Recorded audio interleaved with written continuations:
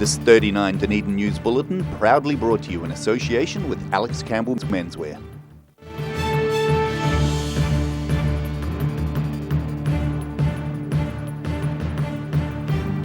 Tonight on 39 Dunedin News, residents express their concerns over quarry operations. Nighttime adventure seekers on the streets of Dunedin.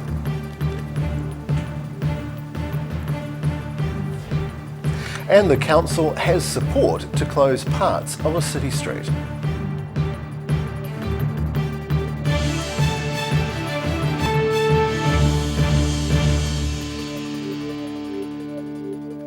A very good evening, I'm Craig Story. The environmental impact of a local quarry is getting Portobello residents riled up. A two-day application hearing for resource consent variation is underway at the City Council, and it highlights concerns from residents most affected by the operation. Answering to the controversy, the operator of a Portobello quarry fronts up for a resource consent hearing. Neighbours and council staff are concerned he's operating outside the scope of his existing consent, granted in 2006, and that it's having an impact on the peninsula. So what's happened is the applicant has gone beyond the extent of the quarry and gone higher and increased the height of fill taken from the site, so it's creating adverse landscape effects. Quarry operator Steve Clearwater says the 2006 consent was vague in parts, and he believes that's led to some confusion over what he is and isn't allowed to do. The GPS coordinates were the main one.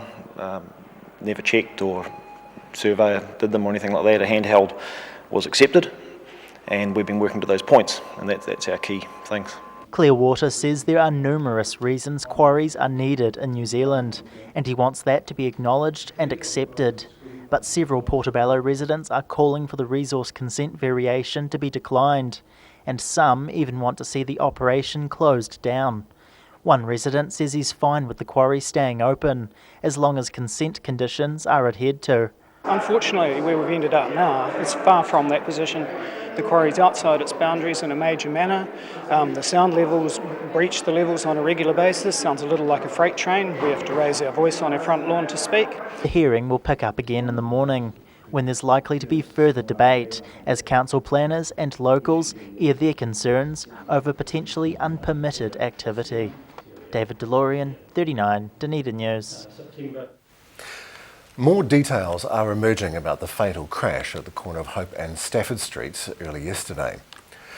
Police say the 18-year-old woman killed in the incident was Nikita May Strange of Invercargill. They've also confirmed the car in which she was a passenger had earlier been used in a petrol drive-off in North Dunedin. There were 6 occupants of the vehicle, 2 of which remain in Dunedin Hospital. One has minor upper body injuries and is due to be released in coming days. The other needs further treatment for more serious facial injuries. It's not yet known whether alcohol was a contributing factor in the crash or if charges will be laid. Adventure seekers are taking to the streets after dark to pursue their passion. Members of the Longboard Society of Dunedin say more locals are getting involved in the sport, and contrary to popular belief, they're committed to doing what they love in the safest way possible.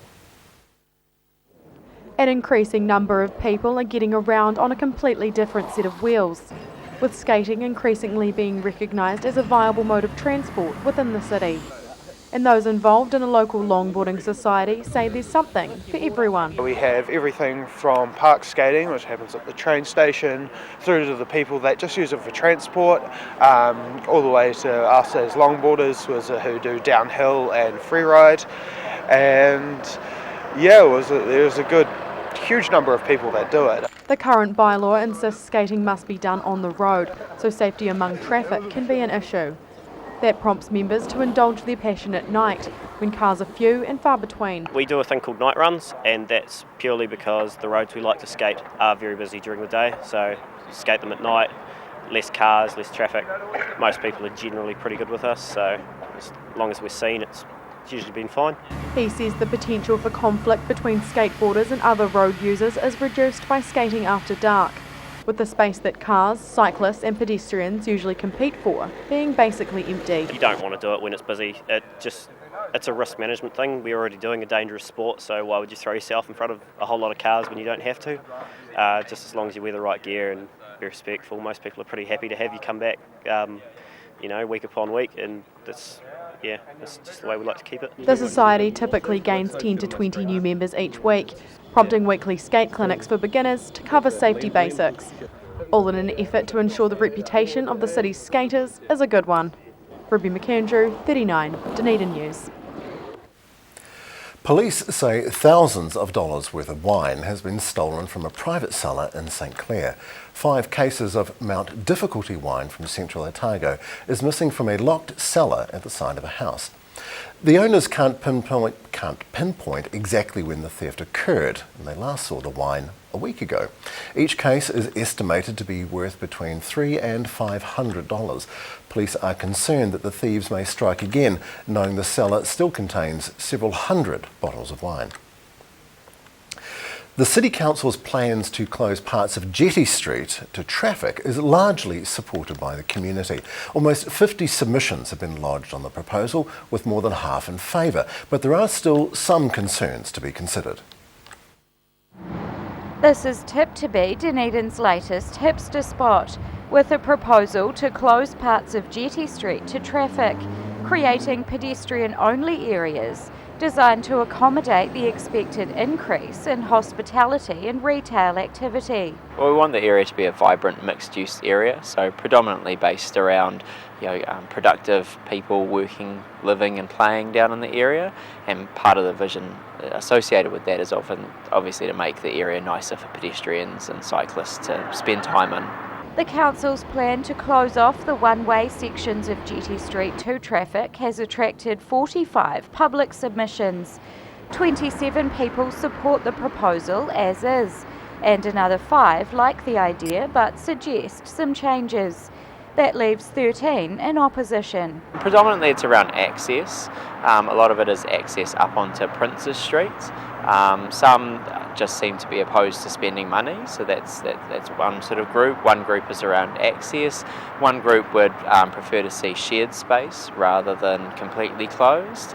A hearing's being organised for submitters who want to front up to the council, but Hazelton says they're not likely to throw any curveballs at committee members. I think all of the things that came up were things that we'd looked at ourselves. There's nothing that I think in there can't be solved through some tweaks. Some of the submitters came through with ideas about how it could function better, and I think some of those we'd be really willing to take on board because they are better decisions. It's all part of the Warehouse Precinct revitalisation plan, in which the council's invested thousands of dollars over the last few years, and the project's ongoing, with the next Vogel Street party coming up as developers continue to convert old buildings into new attractions. Rosie Mannins, 39, Dunedin News. Still to come on 39 Dunedin News, building continues to expand at the University of Otago, and the TPPA. What is it?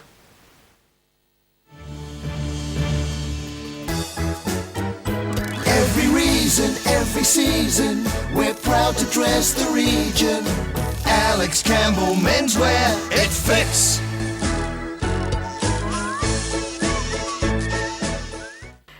Big Orange for all your movies, records, books and games. Pre-loved needs and vinyl records, 45s, DVDs.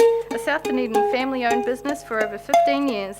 Check us out on Facebook, opposite Westpac on the sunny side of King Edward Street.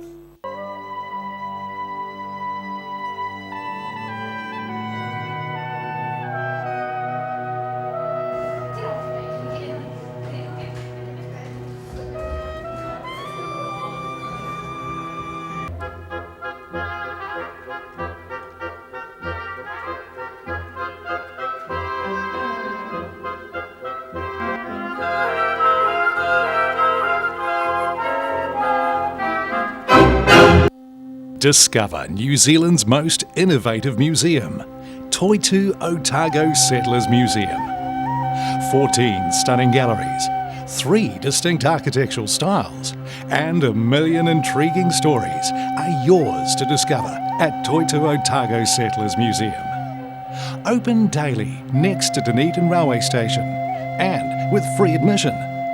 Toitu Otago Settlers Museum.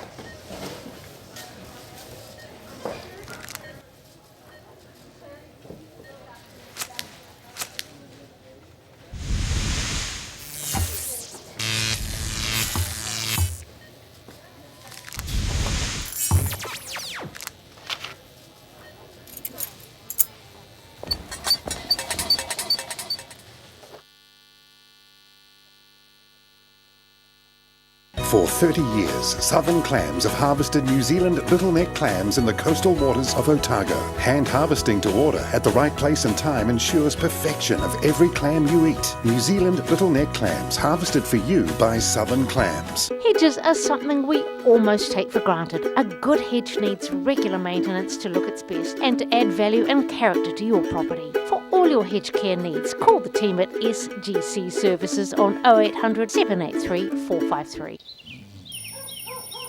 Wake up time and another frantic day ahead for Haraway's Oat Singles. With 3 delicious flavours in each pack, they don't last long with this family. They're so convenient and tasty, and they're ready in seconds. Haraway's Oat Singles are the ideal breakfast or snack on the run for today's busy families. And there's a flavour to suit everyone. Beat the rush and make sure you get your favourite flavour. Haraway's Oat Singles. Try new Kiwi Favourites Caramel Variety Pack. It has no arms, no legs, has a drill in its mouth up to 8 hours a day and still never complains.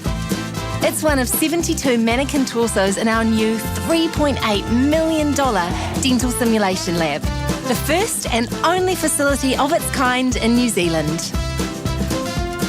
My name is Nikki Rose Coltolaro, and this is my place in the world. Take your place in the world. Here's something else to look forward to sinking your teeth into every weekend with the Otago Daily Times, the Weekend Mix, your guide to what's hot in fashion, entertainment, food and more. New weekend magazine in your ODT. Pick up your copy this Saturday.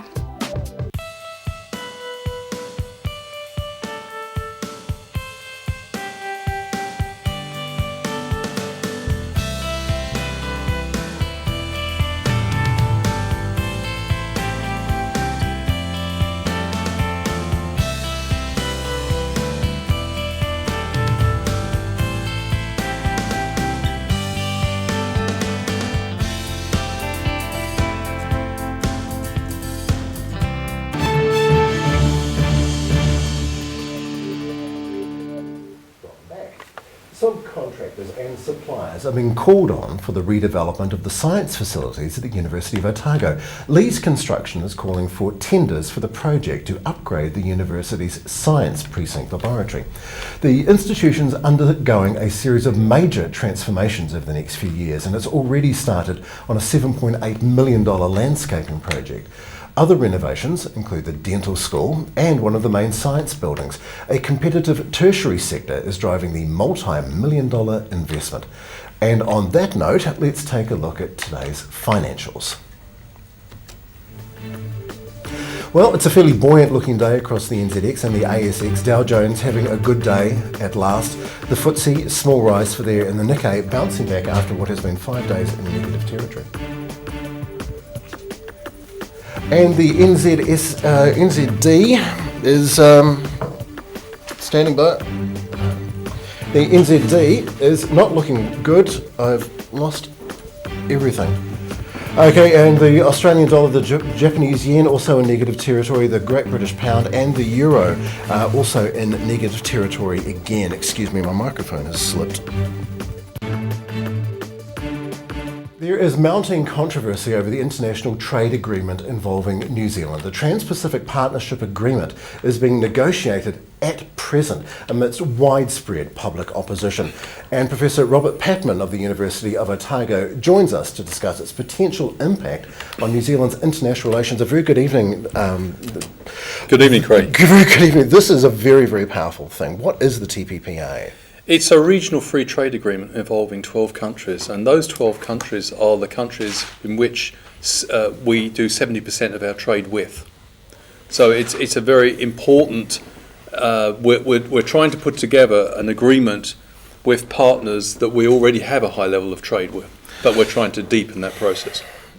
What sort of are these sorts of trade agreements? Are they common? Are they a common? Increasingly, they are the case. For example, there is the regional comprehensive partnership agreement between the ASEAN members and also 6 WTO members. There's also something called the Regional Alliance for Trade in South America, which embraces a whole swathe of countries. So these are increasingly the case that countries are seeking to recognise their interdependence and build in trade links to go with it. So yes, I mean, and the big question, of course, raised by these negotiations is, first of all, the negotiations being conducted largely in secret, so we've had to rely on leaks and what's happening. Right. And secondly, the big question is, if the agreement may not be perfect, but will it be worse or better than if we decide not to sign? The absence of transparency here is of concern. Yes. There's a lot of drama concerning the government's involvement and engagement with the TPPA. Do you think this will likely affect our international trade relations if we don't sign? I think, well, given the fact that 70% of our exports go to the 12 Asia-Pacific countries who are involved, there's a high probability that's the case. China's not involved, and I suppose advocates for the deal would say the experience of New Zealand in free trade agreements, for example, with China, with other members, individual bilateral free trade agreements with other members of the 12 who are participating in the TPPA, has been extremely beneficial. The East-West Centre, for example, estimates that New Zealand's exports will go up by $4 billion by 2025. Now that's economic modelling, that's projection. Right.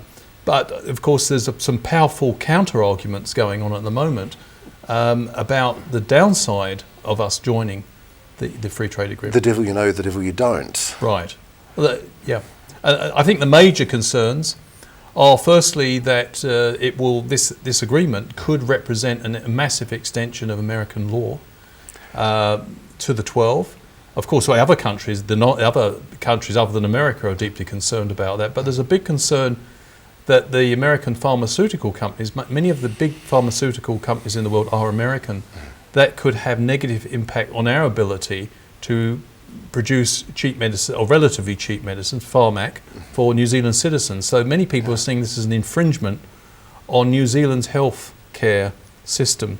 The other concern that has surfaced in recent days concerns whether actually our dairy sector will benefit in the way that was initially anticipated, because some of the players, such as the United States, Canada and Japan, are very reluctant to remove the subsidies for the agricultural sector. And of course we don't have subsidies in this country, and so we're looking for a level playing field to expand our exports, and that seems to be meeting opposition.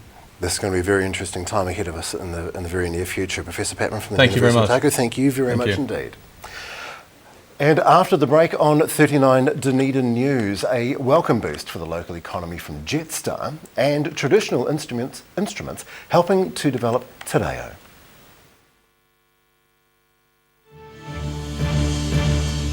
Do you want support for your breathing? You are not alone.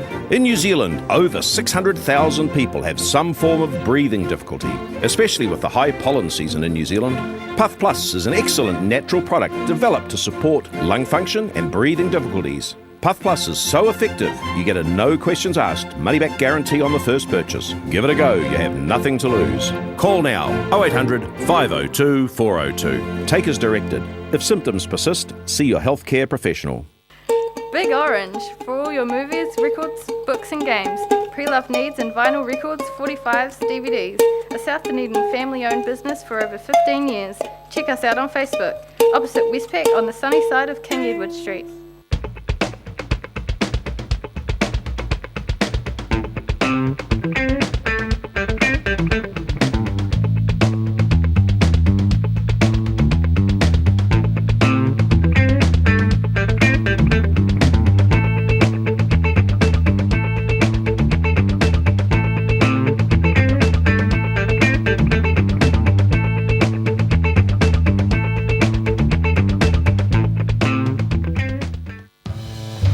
Tailors, the alterations specialists, adjusting alterations made to measure. Quality Tailors, fitting Dunedin for over 15 years. Call 477 8028 162 Princess Street, one shop down from Dowling Street. It has no arms, no legs, has a drill in its mouth up to 8 hours a day and still never complains. It's one of 72 mannequin torsos in our new $3.8 million dental simulation lab, the first and only facility of its kind in New Zealand.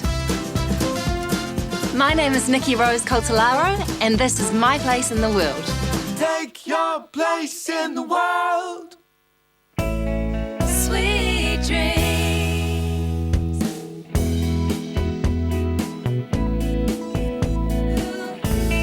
Sweet dreams. Moving around the corner, overseas, Best Removals Otago Limited, specialists in household removals and business relocations, as well as packing materials, secure storage. Best Removals can do it all. 0800 266 834. Bring some more joy into your world by adopting one of our adult animals at SPCA Otago. For more information, visit our website spcaotago.org.nz and give one of our adult animals a second chance at life. Every reason, every season, we're proud to dress the region. Alex Campbell Menswear, it fits.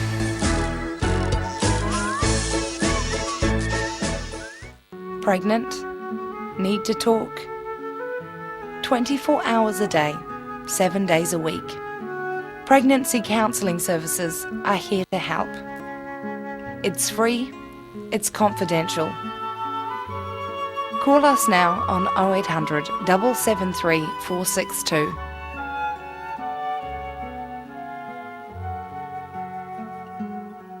Here's something else to look forward to sinking your teeth into every weekend with the Otago Daily Times, the Weekend Mix, your guide to what's hot in fashion, entertainment, food and more. New weekend magazine in your ODT. Pick up your copy this Saturday.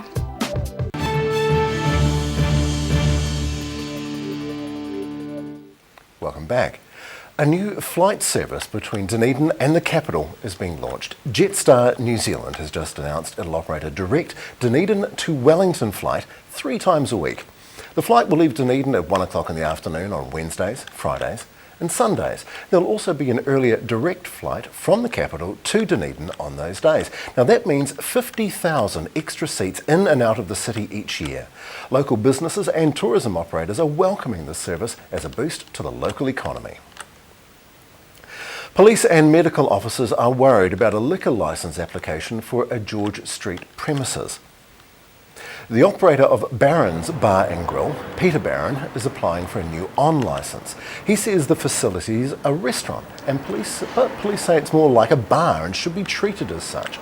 That concern is shared by medical officers, and the issue's been raised with the local licensing authority. Barron plans to be the only duty manager for the restaurant, sometimes working from the kitchen as a chef. Police say that's not viable, and there needs to be another certified manager appointed. They say that's particularly vital, as Barron intends to operate the business 15 hours a day, 7 days a week. His application is due to be heard on the 4th of August. A visiting musician is using Māori instruments to promote the cultural significance of te reo as part of Māori Language Week, and those set to benefit from his music include tertiary students. With a soulful performance,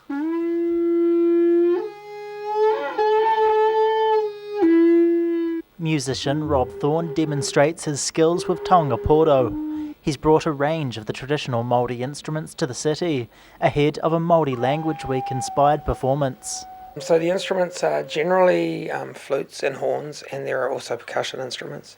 And they are made from natural resource, so they are made from wood and stone and shell and bone. Thorne's already delivered a concert at Marama Hall, showing off his style of freeform music with Māori instruments. He's also giving a couple of lectures at the university and has led a student tutorial on taonga pōro, employing a unique teaching method to share his knowledge. There's a learning there that can happen from hearing the instruments. that doesn't involve academic oral speaking. And so I'm moving more and more towards that myself as a method of teaching. He hopes he can encourage others to learn some of the language.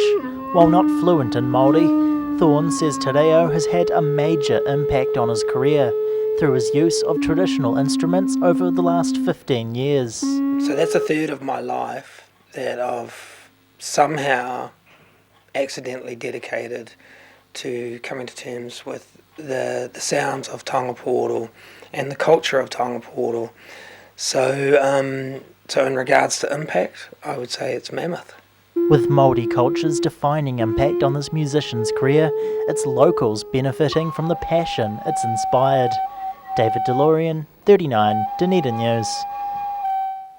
And now recapping tonight's top stories on 39 Dunedin News. Portobello residents are worried about the impact of a local quarry as the operator applies to expand his existing resource consent. Local adventure seekers are taking to the streets at night to pursue their passion for longboarding as safely as possible. And the City Council's plan to close parts of Jetty Street to traffic is largely supported by residents, although some are opposed. And now we'll look at what's happening in tomorrow's Otago Daily Times. Good day to you, Bruce Query. Good evening, Craig.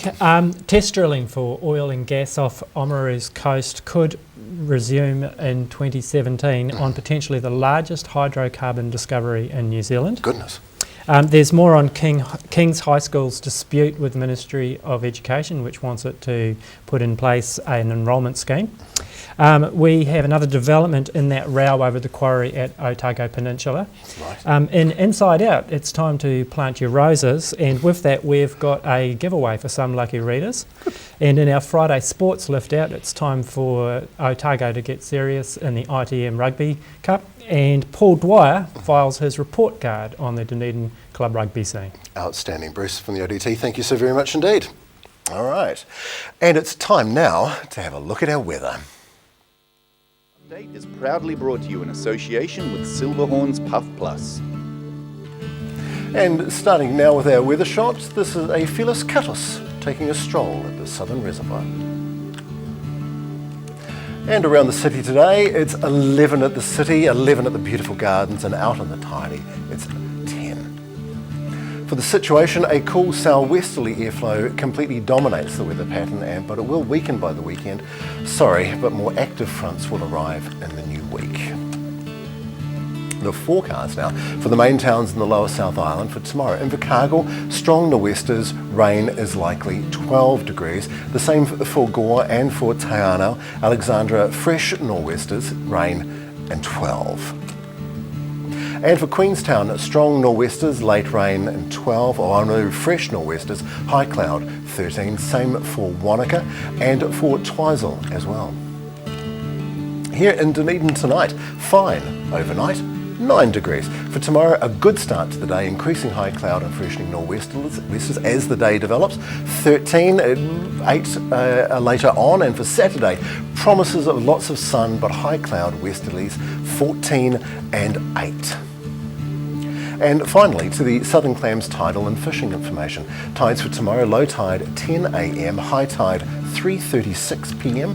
Fishing is bad, I'm afraid. Best at 12:15 at best. Yes, you can take the day off. And that's all from the good men and women of Channel 39 Dunedin News. On their behalf, I'm Craig Story. Thank you. Good evening.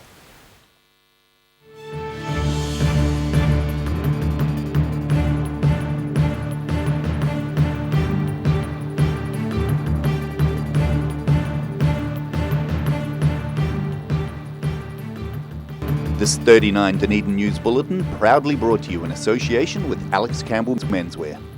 Supporting local content so you can see more of New Zealand on air.